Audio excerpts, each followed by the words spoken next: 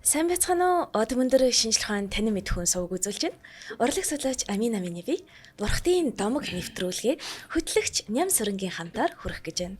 Marvel цувралыг үзчихсэн бол онцгой л наашаа суугаарай үзэгч сонсогчдоо гэж хэлмээр байна. Манай нэвтрүүлгийг NTV телевиз болон Од өндөр радио 83.3 107 хос долгионоор хүлээн авч сонсож байна. Нэвтрүүлгийн хамтран ажиллагчаар хотын зүүн чиглэлд баригдаж байгаа онцлог шинэхэн төсөл болох Nova Nest House хотхон өдөр бүр шинэ ураатай Төлөөжөө компани маань хамтран оролцож байна. Өдрийн мэнд. Өдрийн мэнд.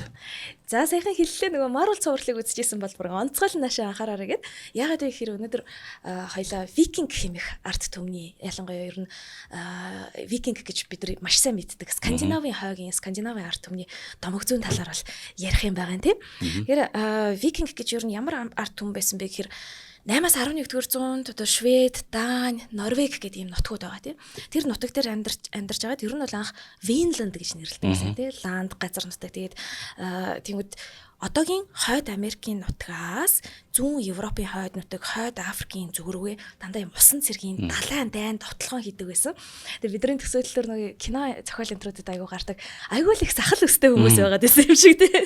Тэгээд нэлийн юм зэрлэгдүү барийн. Тэгэхээр их тийм дайчин арт түмэн байсан юм шиг байна л та. За ингээд энэ арт түмний талаар уншсан чинь онгор шүтээний шашинтай байсан юм байна. Тэгэхээр энэ онгор шүтээний шашны домгууд болохоор бас бусад улсуудын тий ялангуяа тэр магадгүй бүр юм хотжилт хөгжсөн суурин соёл иргэншилтэй улсуудаас маш өөр байгаах. Ер нь викингууд маань болохоор христийн шин орж ирснээр юм бичиг үсэг арай өөр бичиг үсэгтэй болж яг тэр домгуудын хадлаар бичиж байгаа юм тий. Тэгэхээр тэрнээс өмнө болохоор аман бэлгийн юм соёлтой байсан гэж хэлж болно тий. Тэгэхэд шашны зан үйлийг нь уншихаар ихэвчлэн дандаа л юм задгай тэнгэр доор явж байгаа юм л та. Гэхдээ зарим нэг сүмүүд байсан. Тэгсэн чинь нэг энд нэг юм сонин сүмний талаар их сурвалж байна. Адам Бременс гэдэг нэг Бременсийн Адам гэдэг юм лантан байгаа байхгүй. Тэгээ бүр 1070 онд христний шашны лам. Тэгмээд ингэж бичсэн байгаа викингчүүдийн талаар. Тэгмээд ингэж Шведийн төвд нэг юм Uppsala гэж сүм байдгаа гэж бичсэн байна. Тэгээд тэр Uppsala гэдэг сүм болохоор ер нь бусад Норвег ч юм уу, Исланд ч юм уу ийм улсуудыгаа бодвол нөгөө Швед чинь хамаагүй сүлд христийн шин орж ирсэн болохоор онгор шүтээний шашны сүм байх боломжтой байсан. Дандаа тэр шашин онгор шүтээний шашны хамгийн чухал үйл явдлуудыг тэнд хийжсэн юм том нэлээд том сүм гэдэг чинь. За тэгвэл тэр Uppsala гэдэг сүм нь болохоор улс төр, хууль эрх зүйн удирдлагын одоо шашны бүх үйл ажиллагааны ингээд төв болонгуудаа нөгөө Тор гэд бурхны хөшөөтэй. Яг дундаа хоёр талдаа болохоор нөгөө Один, Freyr гэд энэ хоёр хөшөөтэй. Тэгвэл сүмийн хажууд болохоор ийм мөнх ногоон мод ургадаг байсан юм байна л да.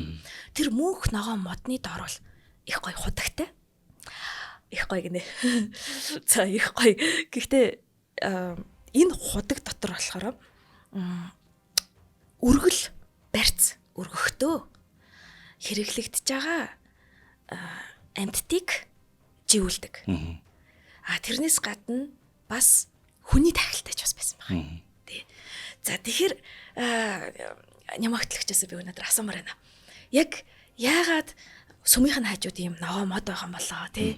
Тэгэнгүүтээ яагаад ингэж амьтнаар ч юм уу хүнээр ч юм уу яг тахил өргөхдөө усан дотор худгийн усан дотор ингэж живүүлж байгаа юм байна гэдэг ч юм. Үүнийг мэдхийн тулд бид нар домгоос асах хэрэгтэй байх гэж бодож байна.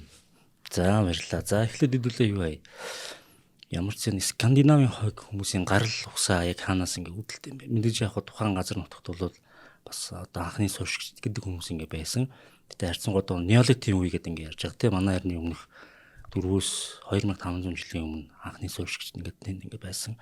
За хүрэл зэвсгийн үед 2500-аас 500 жилийн хооронд Европ руу нүүдэлжсэн одоо Германы хойд аймгаас гэдэг юм ингээд хүмүүс нүүдлээд Скандинавын хойгийн одоо үндсэн оршин суугчтай ингээд нэгдснээр одоо анхны одоо жинхэнэ скандинавчууд ингээд үүсэж байгаа үүслэний яг энэ үйл явдалтайгаа давхцаад одоо бурхтын энэ домог нь орж ирнэ. Один гэдэг юм хүчрхэг юм яг хуу албан бус юм одоо түүхийн сурвалжилтаа тий нэг юм хүчрхэг хүн ирээд одоо тархаа бутархаа байсан ийм тариачин одоо заах цаг нурчин хүмүүсийг нэгтгэхэд нэг юм Овг аймгийн зохион байгуулалтанд оруулсан гэдэг домог гэдэг. За ер нь бол манай эртний 800-аас 1100 оны үе бол ер нь оргил үе гэж яригддаг. За мэдээж яг тухайн үед бол Орос, Англи, Франц, Исланд, Гренланд руу нэлээх нүүдэлж ингэж товтолдог байсан үеийн викингүүдийн оргил үе. За энтэйгээ холбоотой цэвэрнүүд омог зүйн өөр холбоотой болоод ирж байгаа. За хэдүүлээ за ингээд ямар ч Европ одоо Скандинавийн хогийн хүмүүсийн гарал усааг ер нь тодорхойлчлаа те. Индо Европ, Балтийн, Слав, Германы нүүдэлчин удмын ийм одоо холимог тустай юм хүмүүс ирээс өршжээ гэж. За энэ чинь бас их бодлонтой нөгөө нэг бидний грекийн домогтой ерөөдөө жоох ойролцоод ерөнхий араа. За Бьор гэдэг нэг бурхан байсан байна.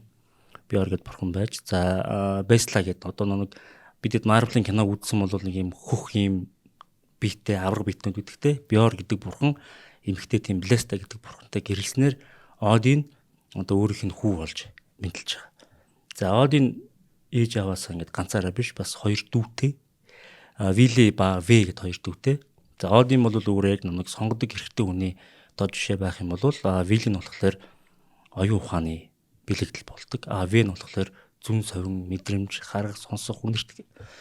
За эдгээр ингээ яасан гэхээр одоо Йотун хайм гэд байгаа шүү дээ. Анх нэг гал мүс гэд хоёр ертөнцийн дунд хоосоо орон зай байжгаад тэр хоёр орон зай хооронд мөргөлдөд одоо Йотун хаам ерөнхийдөө үүсэж байгаа гэж хэлж болно. За тэрний дараа нэг одоо Бьор ингээд одоо Беслатай гэрлээд Один ингээ үүссэн байх нэ.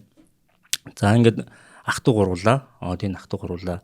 Авраг битнүүдийг одоо хөнөөгөөд авраг битний цусаар нь тэнгис далайг, махаар нь газар шороог те ясаар нь уул толгодыг бүтээжээ гэдэг ингээд эхэлж байгаа. Ингээд яг хуу ертөнцийн хувьд бол ганцхан Асгард бол биш. Ингээд Асгард байд, Мидгард байна, ингээд Хэл гэдэг ингээд ер нь дотроо ингээд бас яг 6 ангилсан 6 ертөнцтэй. Асгардын доотлолт ингээд одоо дээд эльфүүдийн ертөнц.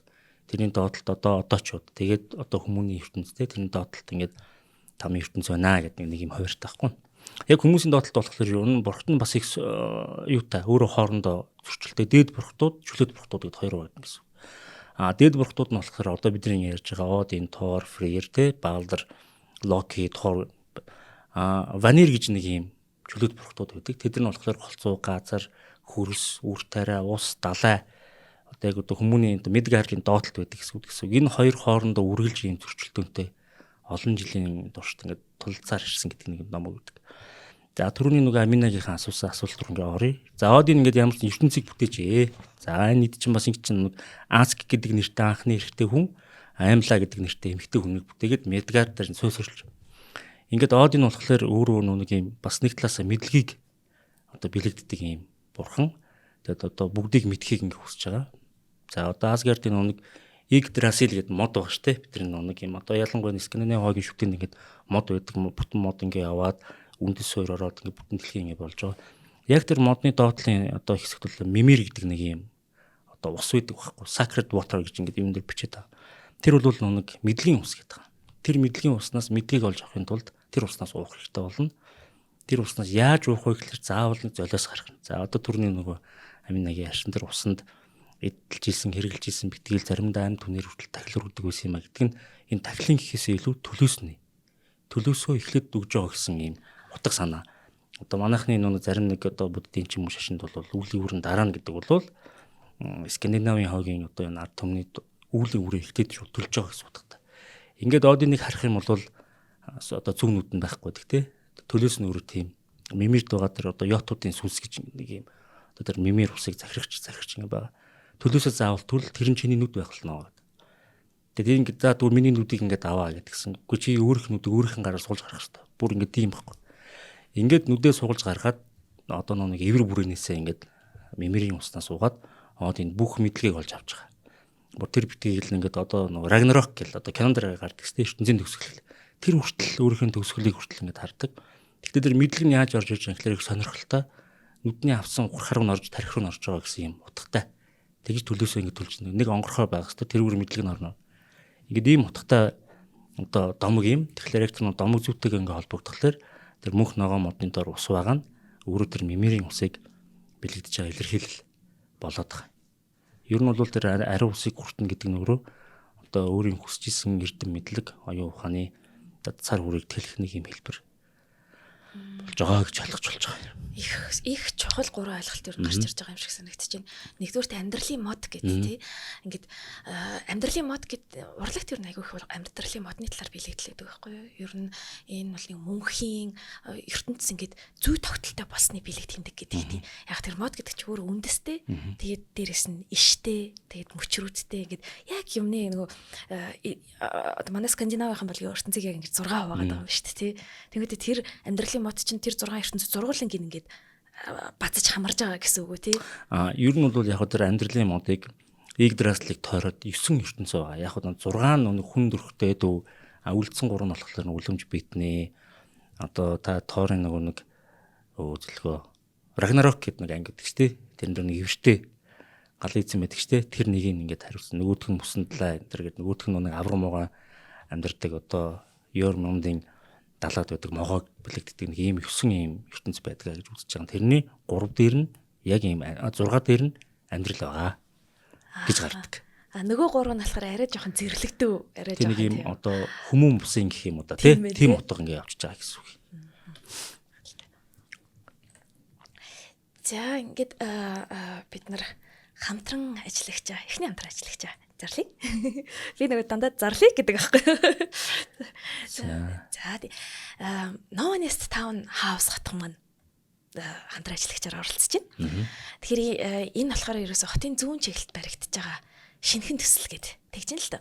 Тэгэхээр би багтаа амар мөрөөддөг байсан юм аа ингээд яагаад заавал хүн ингээ хотод ингэж олон давхар байшин дотор амьдрах хэрэгтэй юм бэ? Зүгээр л лагер дээр амьдарч болтгүй юм уу гээд. Тэгвэл лагер дээр амьдрах гингүүд тэр чинь айгүй хэцүү нөгөө нэг юу гарч ирээд байгаа байхгүй юу. Ирчиж бол харин тийм ингээ хол байгаа л тий.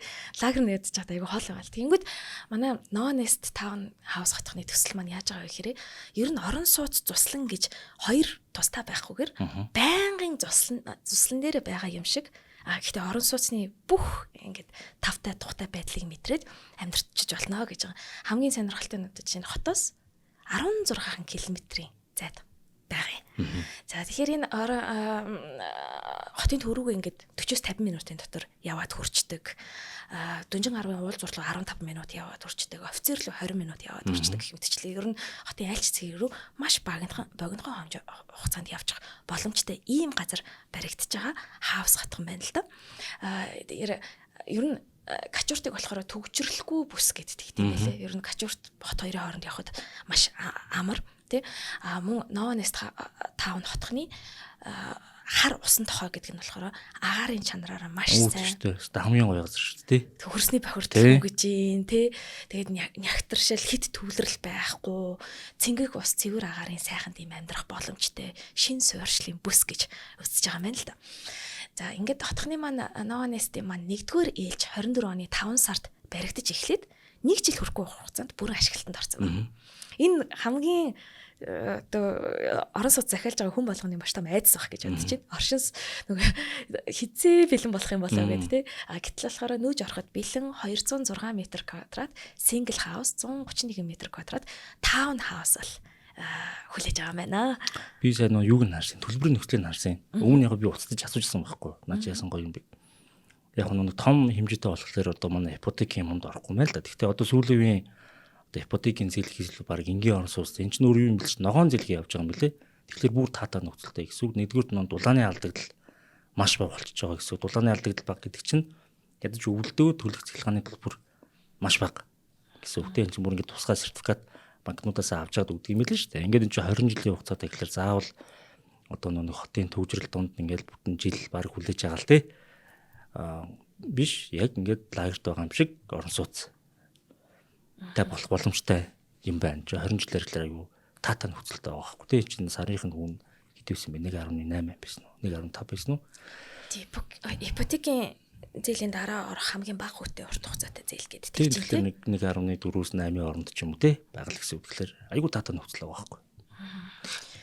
За тэгэхээр No Nest хотхон маань болохоор хан баян зүрх хайрхны өрт хатан туулын хөвөнд цэвэр агаар цэнгэг усны өндөр болсон гачууртын хар усан тохой хэмээх газарт сөндөрлж байна гин шүү. Монгол шилтгэнийг хөрөхгүй наад талд нь хужир булан зөрөөд гачууртын эхлэл хэсэгт. За тэгээ 100% засмал замаар холбогдсон хотын төвөөс 16 км-ийн зайд борлуулалтын албатай холбогдох утас нь 72 72 06 00 Facebook хаяг нь болохоор Nova Nest Town гэд байгаа юм байна шүү.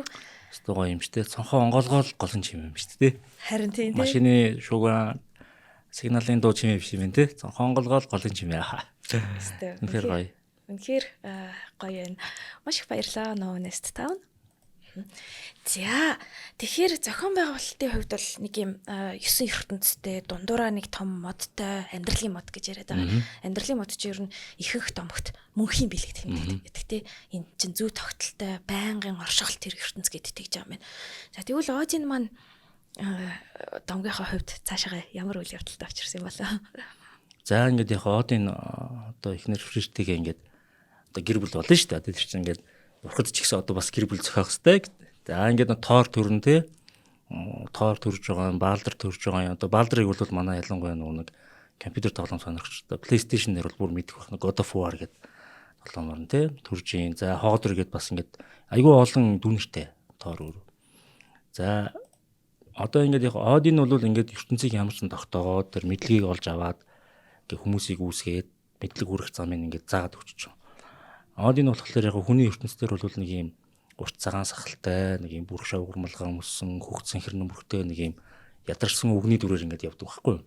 Ингээд орчлын ертөнцийг таньж мэдчихэе гэсэн үг. Одинд болохоор яг тэр сугалж авсан нүднийх нь хариуд нэг хоёр хэрэг үрэж ирдэг. Мег нь хүйг нь гэд хоёр хүрээ. Хүйг нь болохоор бодол, мег нь болохоор дурсамж гэд. Тэр хоёр хэрэгээрээ дамжуулаад ертөнцид болж байгаа бүх мэдээллийг олж авдаг. Ингээд энэ үйл явдал болно. За ингээд яг тоорын Одины үйл явдал бол ингээд ертөнцийг бүтээгээд амар жимэртэй байх нэ гэд ингээд байж байгаа. Гэхдээ Один бол нөгөө Рагнарокийг хүлээсээр байгаа. Нөгөө Мимерийн уснаас хойш ертөнцийн төгсгөлийг харсан. Тэр нэг хөвгүүдийн хүчрхийг байлгах гэдэг нэг юм утга агуулга. Одоо ялангуяа нөгөө кинонд ч гэсэн гардаг Валхалаа руу очно гэлдэг шүү дээ. Один ч өөр ингээд Валхалагийн эзэн байхгүй. Валхалагийн ордонд ингээд байдаг. За одоо Викинг гэдэг кинонууд байна. За ер нь Валхалаа гэл нэлээд олон юм байнга л энтэнд дурдаг. Тэрний юу юм гэхээр одоо Викинг хүмүүсийн хувьд болохоор за Скандинави хогийн ирчүүдийн хувьд дайн тулааны талбар дээр тулж байгаад хөхн эр хүний хүл. Зүгээр гэртээ ингэж байж байгаад амар жимээр очоод хөхн тэр бол эр хүний хүл биш гэж ингэж үздэг. Тэгэхээр нөгөө нэг тийм зоримог арт түмэн байсан байгаа. Тэгээд Валхалаад яагаад дайштыг цуглуулж ийн гэхээр бас дахиад домог зүйтэй холбоотой Рагнарокийн төгсгөл болох учраас Валхалаад сайн шилдэг дайжд хэрэгтэй. Тийм болохоор нөгөө шилдэг дайждын сүнсийг Валхалаад цугдуулж дайнд бэлдэж байгаа гэсэн үг хэвгүй санаа.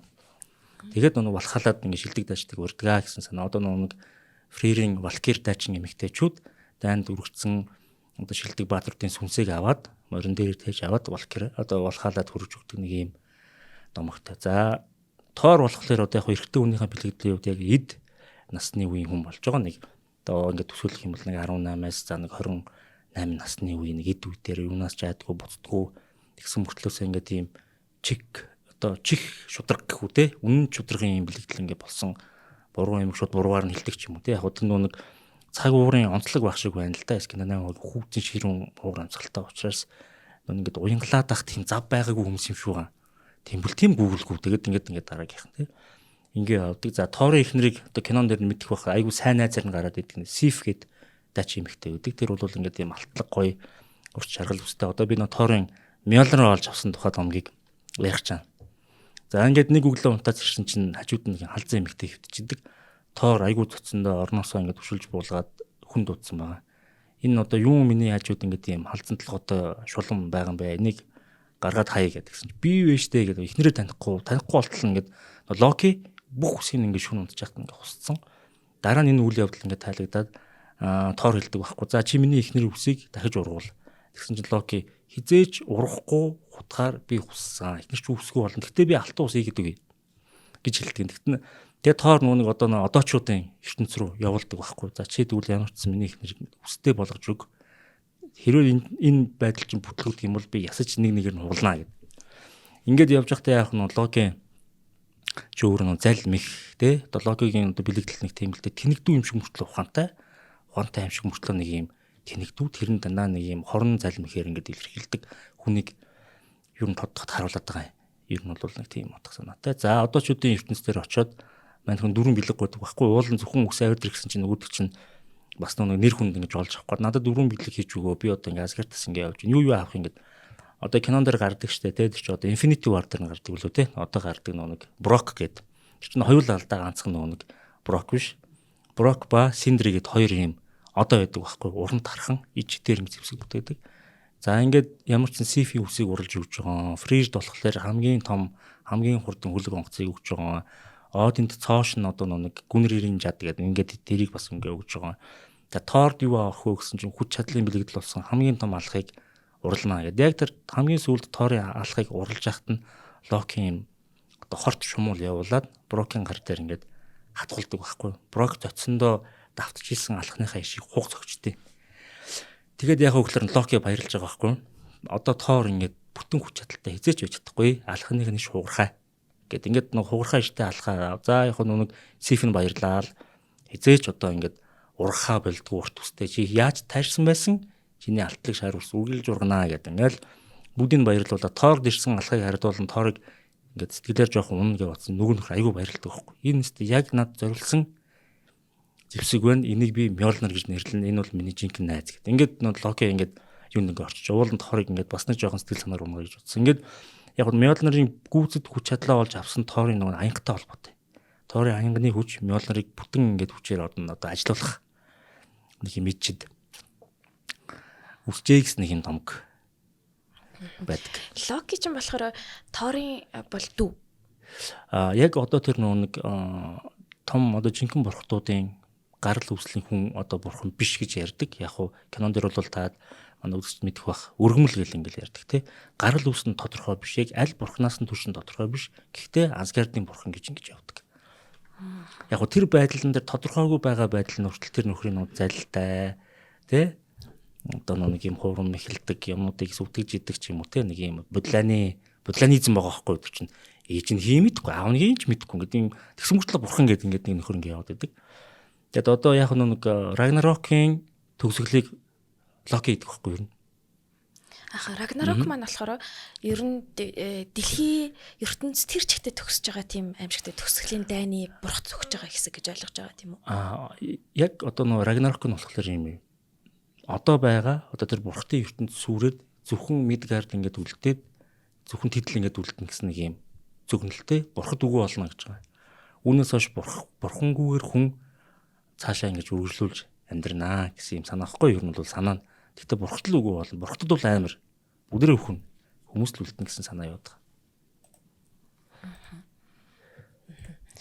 За тэгвэл Оди маань болохоор цаашаага за уучлаарай.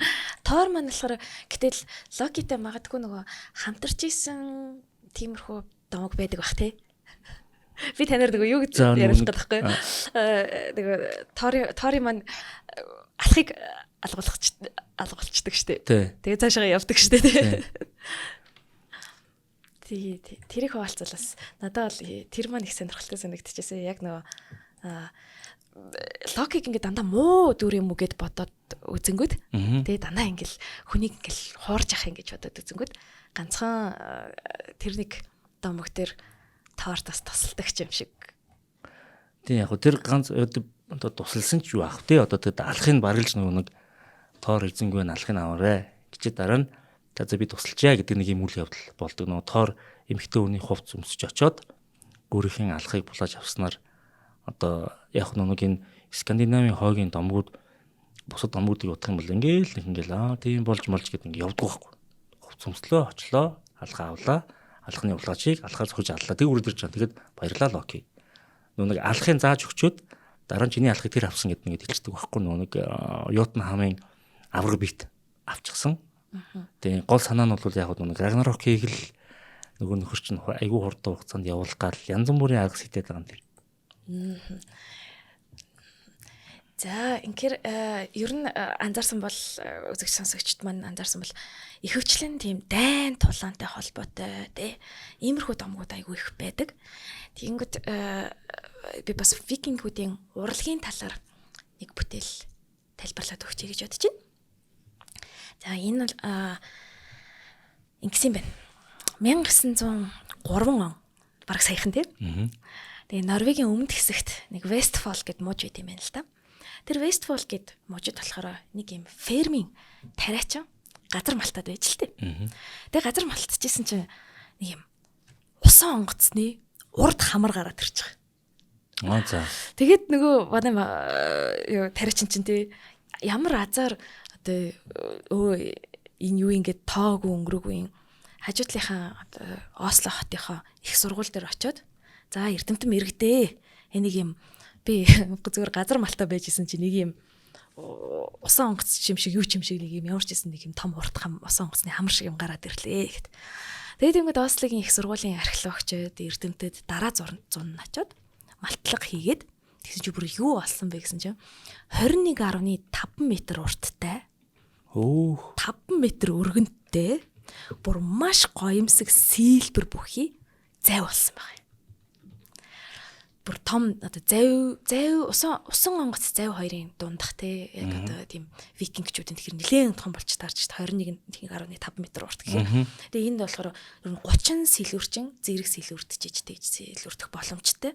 Тэгээ царс мотор бүхэлдээ хийцэн. Тэгээ царс мотон дээр нь маш гоё сэлбэрүүдтэй.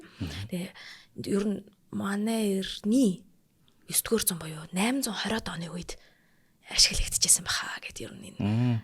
Яг эцтэй эд үеийн байсан юм шүү дээ. Тэгээ тэгэнгүүт энэ дээр болохоор нөгөө яасан бэ гэсэн чинь энэ зүгээр нэг юм дайн тулан хийгээд ингээд ийш тийшээ яваад идэх тийм зав байгаагүй. Энэ маань болохоор оршуулах ёслолын зав байсан гэдэг чинь. Хоёр эмэгтэйг оршуулсан байна. Тэгээ энэ хоёр эмэгтэйгийн одоо энэ завин дотроос олдсон тэр археологийн эд зүйлсийг харах юм бол харамсалтай нөгөө жижигхэн зүйлс нь олголтоогүй. Ягаад тэгэхээр дундад зууныхаа үедээ аль хэдийн энэ зав маань хааны газар одоо юм булаатай одоо юм нэлийн том дов хэлбэрийн юм оршуулгын газрууд байдаг шүү дээ. Тийм курган хэлбэрийн юм дов хэлбэрээр оршуулгдсан байж байгаа. Дундад зууны үед хулгайч нар олоод дээрэмжд олоод дээрэмдэд аваа явцсан юм шиг байна. Тэр жижиг юмнууд. Гэтэ нөгөө бүх юмыг авч явж чадахгүй шүү дээ. Нэлийн том хэмжээтэй юмнууд нь үлдсэн дотор нь. Тэгэд энэ болохоор ашгүй том хэмжээтэй юм үлдсэн учраас эрдэмтэд хараад за энэ бол ямар ч зэн эмгтээчүүдийн оршуулгын зүйл байна.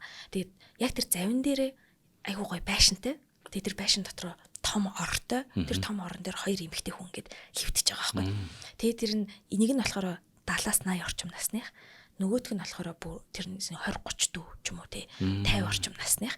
Тэгээд 50 орчим насных нь эмэгтэй яснуудыг нь харангууд бүгднийг ингээд зориудаар цохиж эмтэлсэн байдалтай. Тэр юу гэж үзээд байна вэ гэхээр энэ бол викингуудын хатан хаан байсан байна. Хатан хааных нь шивгчинг нөгөө хамттан дахил өргөөд явуулсан байна гэд. Тэгээ бүр 15 адуу олдож байгаа. 6 нохоо олдож байгаа. Нэг том өхөр, 2 жижиг үнэ энтер гэж тэ. Бүр гэд одоо энийг бол Осбергийн ус онгоц гэж нэрлэдэг. Энэ Осбергийн ус онгоц нь болохоор ер нь викингуудын урлагийн маш гоё шинж чанарууд харагддаг юм л да. Маш их угалцтай. Тэ. Яагаад их угалцтай байдаг вэ гэхээр Монголын урлаг бас ижлэг ойрхон ойролцоо тий. Ер нь яг ингэж харагдаад байдаг тий. Викингүүдийг харах юм бол ингээд юм далаа нүдэлчтэй. Одоо бүр газар дундын тэнгис хүртэл явцсан байгаа хгүй тэр чинь бүр ингээд арабын цөлмөл ингээд очиод үзсэн тий. Монголчууд бол газрын нүдэлчтэй ингээд байсан юм байна ч юм. Яг дүр зураг түүхэн сурвалжуудыг ингээд харахлаар зарим нэг хэсгүүдээр чинь бүр нэг Өмнөд Америкээс хүртэл викингүүдийн хөлөг онгоцны толгой, дуулага тий, бамбайн, хилтерхий энэ төр олдсон юм тус гараад идэг. Тэгээ яг викинд түрүүн амин нэг онгоц ярьсныхаа хоёр төрлийн л онгоц. Яг авраг том завил юм да. Онгоц бол биш юм байна тий. Яг тий авраг том завил. Авраг том завил. Тий. Дракар гэдэг нь бол тэрийг луут онгоц гэж нэрлэдэг. Тэр бол яг цэвэр нөө байлдааны зориулттай. Нөгөөх нь болохоор канар гэдэг. Арай юм өргөн гүн усанд хөөх чадвартай их даацтай ч юм уу те. Ийм хүү байдалтай. Яг pop соёлд нүг энэ Скандинавийн хоогийн, бурхтын домгийн нэр одоо зан үйл хөдлөл аюух одоо орсон байдаг. Тэгээ ганцхан Марвелаар ингээд тогтохгүй те та нэг Жорж Мартины гал мөсний дуун гэдэг ингээд утсан бол ер нь энэ Бразил үүссэнтэй жоох ойролцоо дуу нэг юм төгсөл байдал нэр мэр хүртэл ингээд тийм байхгүй те. Одоо нэг луугийн Таргарианы овгийнхан чинь лууга шатаа гэж хэлэхдээ дракарис гэж хэлдэг ч гэх шиг те. Дракар гэдэг чинь нэг викингүүдийн луу тонгоц байхгүй байлдааны онгоц. Ер нь dragon гэдэг үгнээс луу Ер нь үгэн гэдэг үгсэлтэй. Одоо тэр киноны гол дүр байдаг.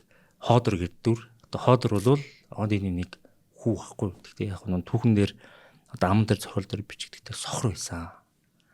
Одоо тэр сохрыг ашиглаад Локи Балдер гээд ахыг алуулдаг байхгүй. Ингээд Рагнарок үүсэж байгаа нэг юм үйл явдал ер нь ингэж эхэлдэг.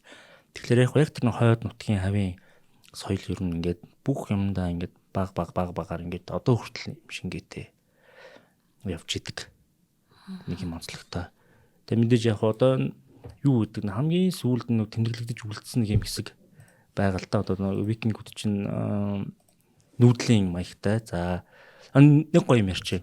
Рүүний бичээс гэдэг ингээд байдаг ч тийм дандаа нэг гэгүүлэгч үсгээр ингээд бичдэг. Ямар ч юу ордгоо, хишиг ордгоо рүүнийгээр ингээд бичдэг. Одын нэг түүх гэдэг юм байна л да. Рүүний бичгийг сурах гэж байгаа юм байна. Тэгээд нэг Игдразилийн модонд 9 шөнө өөрийг ингээд хоолоогоо боож дүүжлэгтэй ингэж байж хагаад рүүний бичгийг ойлгодгоо. Одоо тэр рүүний бичиг бол Одины бичээс ихгүй. Утга нь одоо өөрөө нэг юм гүн утга агуулгатай рүүний бичээс ингээд харах юм бол яг нэг хэл гэхээсээ илүү дандаа нэг символик ингээд үйл явдлууд маш товчхон ингээд байдаг. Урт нарийн одоо тийм уянгалсан гэдэг юм уу те чимэг үг энэ байхгүй гэдэг нэг юм утгатай. Тэгээд одоо нэг яг бичигдэж үлдсэн энэ харьцангуй сүүлдээ 13-аас 14 дэх зууны үед гэсэн үг. Эртний энэ Скандинавийн хогийн бурхтын домог шүлэг хэлбэртэй байдаг. Хуучин Эда, шинэ Эда гэдэг ингээд хоёр янз байдаг. Яг хуучин Эда нь бол илүү шүлгэлсэн байдалтай.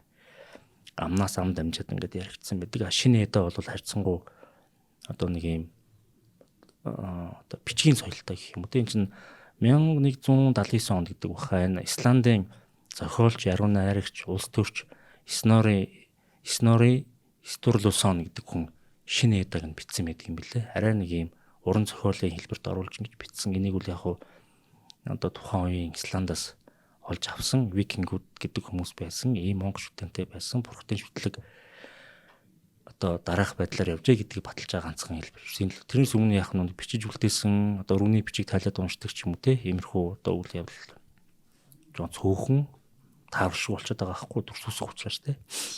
Ер нь рүүний бичиг маань өөрөө юу байгаа юм л та бас юм нэлийн ер нь рүүний бичигч тэр энэ викингийн урлагуудын юм дүрсүүдч тэр ихэвчлэн дандаа онгоц шүтэний тэр шүтлэгийн сэтгхүүн хамгаалалт гэдэг функцийг дандаа биелүүлж яадаг. Ер нь бол зүгээр нэг бичиг бичээд байгаа ш дандаа шашны зан үйл хийж байгаа. Тэгээ тэр дүрс үсгийг бичснээр тодорхой хэмжээний тэр муу мухай сүнс сүлтнүүдээс ингээд хамгаалалт баг юм тамга маягийн юм бас явагдаад байгаа байхгүй юу? За тэгээд энд нэг хөрхөн яг рүүний бичиг болон түрүүний ярьсан нэг луутай холбоотой ярих юм бол Австрийн чулуу гэдэг нэг хөрхөн чулуу байдаг юм байна. Хөөрхөн гэж юм. Надад хөөрхөн харагдаад байгаа. Тэр хүмүүстэй бол хөөрхөн харагддаггүй байсан баха. За бид нар хамтран ажиллагчаа зарлая. Төлөөжөө өдөр бүр шинэ өрөөтэй төлөөжөө компани маань оролцож байгаа. За төлөөжөө маань ямар бүтээгдэхүүнүүд гаргасан байгаа вэ? За сүүлд одоо зөндөө шинэ бүтээгдэхүүн гаргалаа. Тэгээ одоо ярихлаар шүлсэлгээд байгаа юм. За яг нь хамгийн сайн тренд болж байгаа нь болохоор бэгэлтэй сэндвич. Хамгийн гоё. Грилцэн дахианы ямах кранберигээр амталсан. Нөгөөх нь бэкон болон өндөгтэй бэгэл талах байгаа. Яг манайханд нэг шинэ орж ирж байгаа бүтээгдэхүүн өсөрж байгаа тасахгүй байх шиг байна л да. Монгол хүн талах гээд бодглохлээрээ одоо бидний мэдж байгаа нэг атар талахаар бүтлэхэд сүлээд тах шиг байна. Тэгээ яг бэгэл болохоор арай өөр юм. Угаасаа тийм зажлууртай байдаг. Будааны гурилын оролцоотой учраас зажлууртай тэр хэмжээгээр юм үеиг эдсийн дараач гэсэн нэг ойрхон юм үлсэх мэдрэмж төрөхгүйс гадна шингэцэн хурдтай байхгүй. Уг нь бол яг нь өглөө болгон ингээд кофега авахтаа ч юм уу нэг юм бэгэл талахтай байх юм бол ямар ч баг үдэ хүртэл тэр хүнийг юм сайхан өглөө дараад сайхан явчих гэж болдог. Яг сүүлдээ юу яасан бэлээ? Нэг латте болон американо аль нэг ингээ авах үед бэглийг угаасаа шууд ингээд баанталтсан өгж ил. Тэр нэг гоё юм бэлээ. Тэр дөрвөн авах юм чинь за та талхаа сонгоод аваарай гэдэг. Тэр нэг гоё. Надаа яг тэр анистай буюу яг нэг цангистай тий.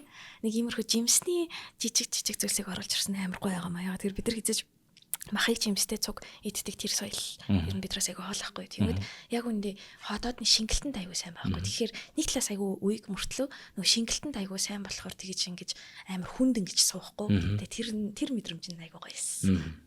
За Төлөөжөө компанийнханда маш их баярлалаа. Төлөөжөөдөө бид нар ямар утсаар холбогдох вэ?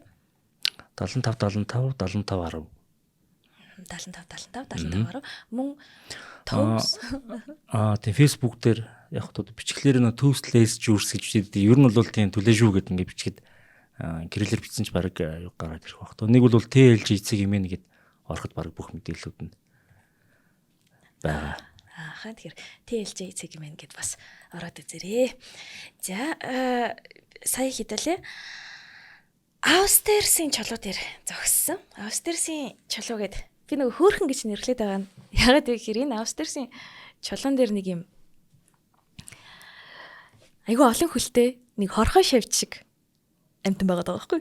Би анх энэ Австерсийн чулууг хараад хорхоо шавж юм болов гэж бодсон чинь яг үнэндээ луу юм байна. Муу за. Тийм. Тэгээд нөгөө нэг тоортой маань ингээд тултж байгаа луу гэж би ойлголоо. Ер нь бол ингээд нөгөө тоорын тэр усны амьтантай очиж тулалдж байгаа. Тэр усны амьтныг нөгөө дэгэтсэн чинь тэг нэг авраг биеттэй ингэж маргаанд орж аваад маргаанч гэжтэй тэр авраг биет нь болохоор тоорыг хичнээн хүчтэй гэдгийг шалгаж үсгээр шийдээд за чи хамгийн том загсыг барьж чадах юм уу өнтер гэж зарим дээр суулгачихж байгаа юм тий. Тийм чинь нэг хинштэй зааж байгаарэ. Чинь хиний дум блэ? Тэ нэг юм Харвардын дум гэдэг хэсэг дээр гардаг байхгүй. Харвардын дум. Тэнгүүд энэ тавраг биетүүд маань ихэвчлэн нэг юм жоохон тэнэгдөөч юм шиг тий бөдөн барагдав тийм байт юм байна л. Тэнгүүдээ гэхдээ хүчтэй.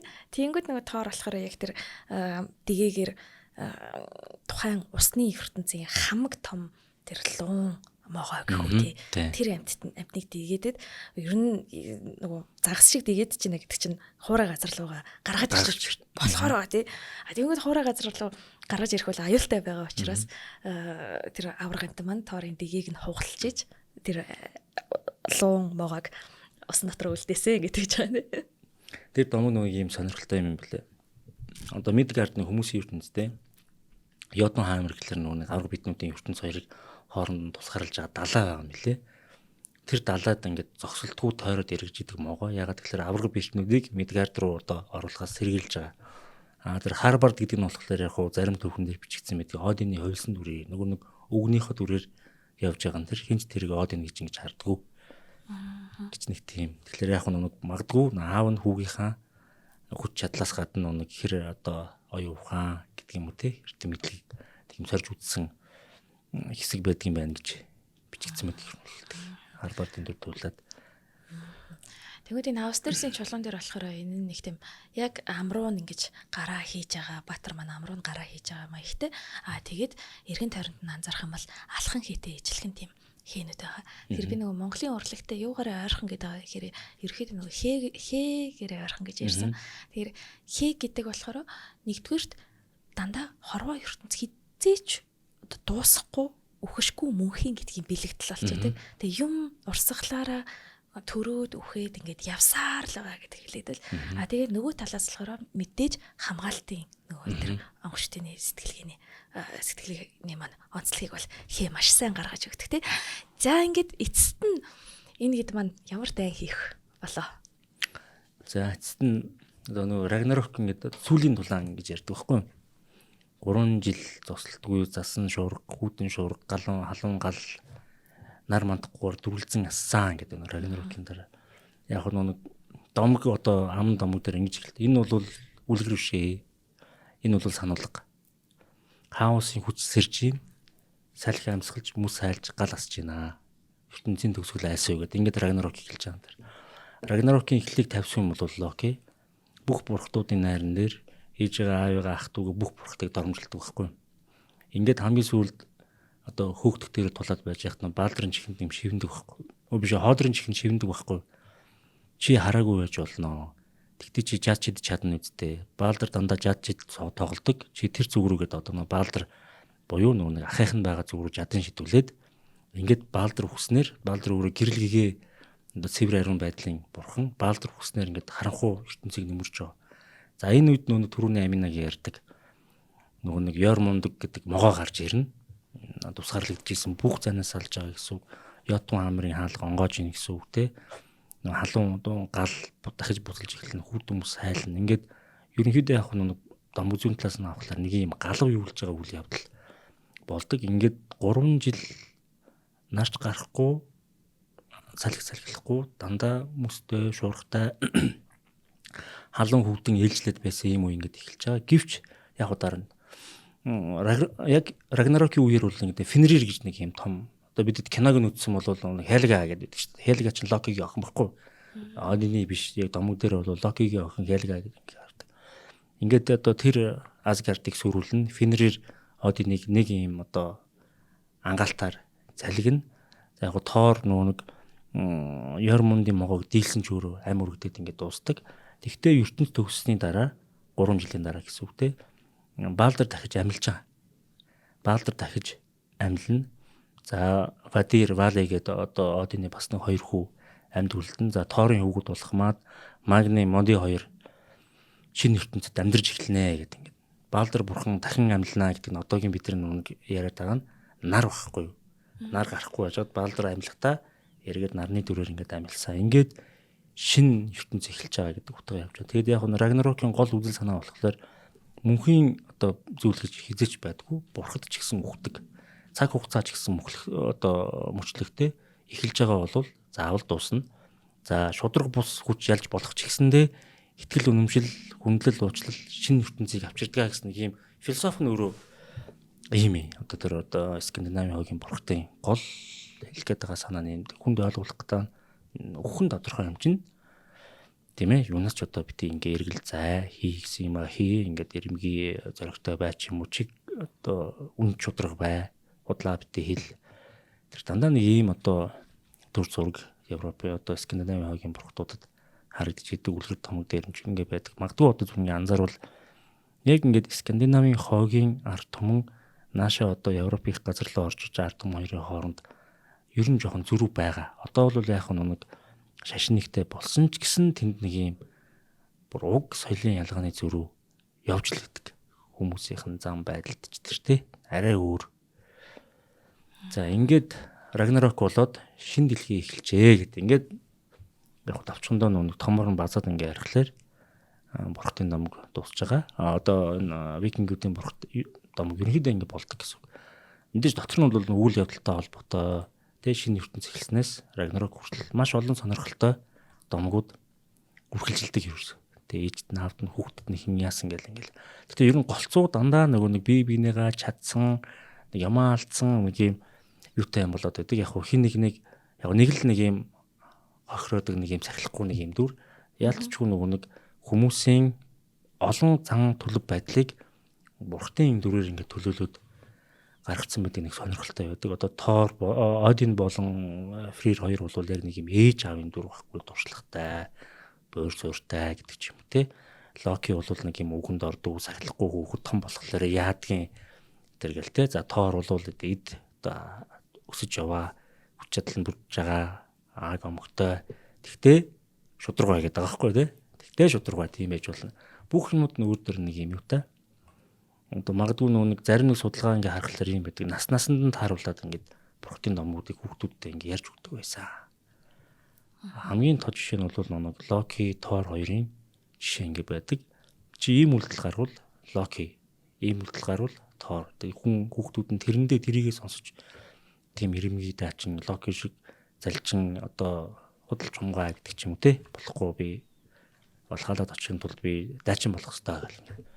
Ингээд юу нэг яг сонирхолтой төвхтэй хүмүүстэй тэгээд 1000 оноос хойш бол нэг христийн шашны урсгал нэлээд төрж орж ирсэн тэргүүрч баг нэг викингүүдийн хөдөлгөөн нэлээд хязгаарлагдаад тогтоод те ингээд явсан болов уу гэж зүгээр бодож ин он цагийнх нь хэлхийг харгалаа.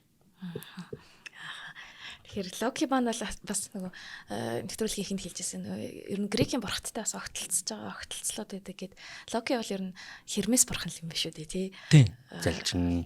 Тийм байх. Юунаас ч уснаас хуурай гарч чаддаг. Тэгтээ нэг зүгээр уснаас хуурай гардаг өөрт ашигтай бүх юмд хийх ингээ явж идэг. Одоо Балдергийн бурхныг харах юм бол грекийн Аполлотой нэлээ ойрхон төсөөтэй дараа төлөв тий гоо сайхан гэрэл гэгээг ингээ бэлэгддэг юм бурхан байх жишээ нэ тий. За бидэнтэй маш чухал том эда, баг эда болон викингчүүдийн ахуй амьдрал тэдний шүтлгийн онцлогийн талаар болон домгийн чухал зүйлсүүдийн талаар хуваалцсан нямагтлагчтай маш их баярлалаа. За баярлалаа минь. Би харамсалтай нь бидний цаг ингээд дуусж байна. Дараагийнхаа нэвтрүүлгээр бид нар улам илүү Скандинавын домог руу бас орох боломж байгаа гэж найдаж байна. За та манай нэвтрүүлгийг NTV телевиз болон Од Мөндөр радио 83.3 107 хос долгионоор хүлээн авч сонслоо. Бурхтын домог нэвтрүүлгийн хөтлөгч урлаг судлаач Амина болон хөтлөгч Ням Сурнаар байлаа. Нэвтрүүлгийн хамтран ажиллагчаар хотын зүүн чиглэлд баригдаж байгаа онцлог шинэхэн төсөл болох Nova Nest House хотхон өдөр бүр шинэ ураатай төлөөжөө компаниар оролцлоо. Баярлалаа. Баярлалаа.